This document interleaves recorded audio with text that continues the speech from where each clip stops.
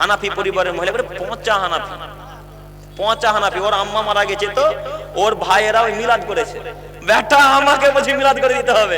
আব্দুল করিমের শ্বাস দেহে শ্বাস যতদিন থাকবে ততদিন আব্দুল করিম মিলাদ করবে না ইনশাআল্লাহ।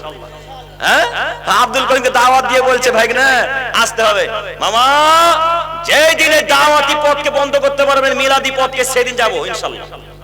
তার আগে না।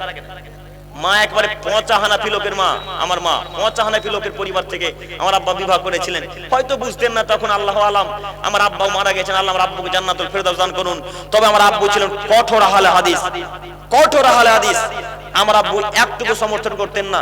যেই দিন আমার আব্বুর মুখের কথা শোনা এবং আমার দাদুর মুখের কথা শোনা, আমার আব্বু আমাদেরকে বলতেন যে তোমার মা ছিল হানাফি, যেই দিন আমাদের বিবাহ ঠিক হয়েছে সেদিন তোমার দাদু একটা দ্বীনিয়াত শিক্ষা বই দিয়ে এসেছিল। আগে দ্বীনিয়াত বই দেখেছেন?